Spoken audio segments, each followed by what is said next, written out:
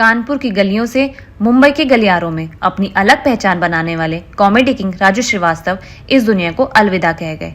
आज सबको हंसाने वाले राजू दुनिया को रुला के चले गए। आज हम आपको उनकी जिंदगी के सफर के बारे में बताने जा रहे हैं कि कैसे एक आम इंसान कॉमेडी का किंग बना। सत्य प्रकाश श्रीवास्तव यानी कि आपके प्यारे कॉमेडियन राजू श्रीवास्तव आज इस दुनिया को अलविदा कह गए। बीते करीब 42 दिनों से दिल्ली के अस्पताल में जिंदगी और मौत के बीच जंग लड़ रहे राजू श्रीवास्तव आखिरकार जिंदगी की जंग को हार गए और इस दुनिया को हमेशा के लिए अलविदा कह गए। राजू श्रीवास्तव को 10 अगस्त को जिम में ट्रेडमिल पर वॉक करते समय चेस्ट में पेन की शिकायत के बाद अस्पताल में भर्ती कराया गया था, जहां डॉक्टरों ने बताया कि उन्हें दिल का दौरा पड़ा था।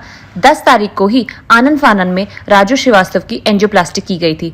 उसी दिन से राजू श्रीवास्तव का इलाज दिल्ली की एम्स में चल रहा था। एंजियोप्लास्टी के बाद से ही राजू श्रीवास्तव वेंटिलेटर पे थे। राजू के परिवार की बात करें तो साल 93 में राजू ने पत्नी शिखा संग शादी रचाई, जिसके बाद उनके 2 बच्चे हुए, जिसका नाम बेटी अंतरा और बेटा आयुष्मान था। 25 दिसंबर 1963 को उत्तर प्रदेश के कानपुर में राजू श्रीवास्तव का जन्म हुआ था। राजू के पिता रमेश चंद्र श्रीवास्तव एक जाने माने कवि थे जो बलई काका के नाम से प्रख्यात थे। उनके पिता का कानपुर में एक खास रुतबा था। शुरुआती दिनों में राजू को सेलिब्रिटीज की मिमिक्री का शौक था, जिसके जरिए वो लोगों का मनोरंजन किया करते थे। धीरे धीरे राजू श्रीवास्तव घर और स्कूल ही नहीं बल्कि बर्थडे पार्टीज वगैरह में भी लोगों का मनोरंजन करने लगे।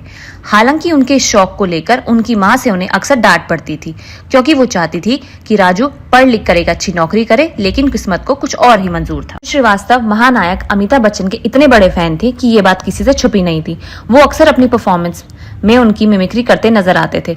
राजू की किस्मत ने उस समय करवट ली जब उन्होंने फिल्म शोले देखी। ऐसा कहा जाता है कि फिल्म में अभिनेता अमिताभ बच्चन के किरदार को देखकर वो इतने प्रभावित हुए कि उन्होंने इसे लेकर कई कॉमिक प्ले किए। राजू के सबसे लोकप्रिय कॉमिक प्ले में उनके द्वारा निभाए गए बिग बी के कैरेक्टर हैं। राजू श्रीवास्तव पहले केवल अपनी खुशी के लिए और लोगों के मनोरंजन के लिए लोगों को पार्टी में हंसाया करते थे। उस समय तक उन्हें यह नहीं पता था कि इसे करियर के रूप में भी बनाया जा सकता है। एक बार राजू एक पार्टी में लोगों को हंसा रहे थे, तभी एक शख्स ने उन्हें 50 रुपए का नोट दिया था। शुरू में तो राजू ये समझ नहीं पाए कि क्या वे पैसे उन्हें बस पकड़ने के लिए दिए गए थे या उन्हें ही दिए गए थे। तब राजू ने उस शख्स से पूछा कि उन्होंने वो 50 रुपए उन्हें क्यों दिए। उस पर उस शख्स ने कहा कि तुमने इतनी देर हमारा मनोरंजन किया और ये 50 रुपए तुम अपना मेहनताना समझकर रख लो। साल 82 में कानपुर उत्तर प्रदेश के कुछ बड़े शहरों में नाम कमाने के बाद राजू ने मुंबई का रुख किया, लेकिन मुंबई में अपने लिए एक अलग मुकाम बनाना इतना आसान नहीं था। शुरुआती दिनों में उन्होंने कुछ लोकल ऑर्केस्ट्रा के साथ मिलकर स्टेज शो किए। इस दौरान वो अक्सर अमिताभ बच्चन की मिमिक्री किया करते थे और उन्हें छोटा अमिताभ बच्चन भी कहा जाने लगा।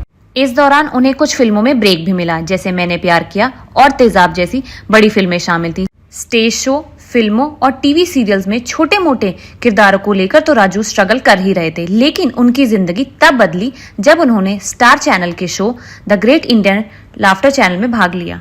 भले ही राजू इस शो में सेकंड रनर अप ही रहे, लेकिन गजोधर भैया हो या फिर अमिताभ बच्चन की मिमिक्री, राजू ने दर्शकों के दिलों में खास जगह बना ली थी। बस उस समय के बाद उन्होंने कभी पीछे मुड़कर नहीं देखा।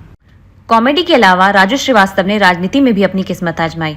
2014 में समाजवादी पार्टी ने लोकसभा चुनाव के लिए कानपुर सीट से उन्हें टिकट दिया, लेकिन 11 मार्च 2014 को श्रीवास्तव ने यह टिकट वापस कर दिया, यह कहते हुए कि पार्टी की स्थानीय इकाइयों से उन्हें पर्याप्त समर्थन नहीं मिल रहा है।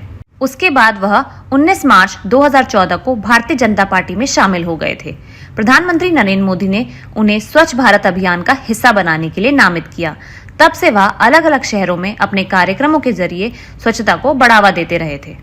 भगवान उनकी आत्मा को शांति दे और उनके परिवार को इस दर्द से निकलने में मदद करे। जय हिंद, जय भारत।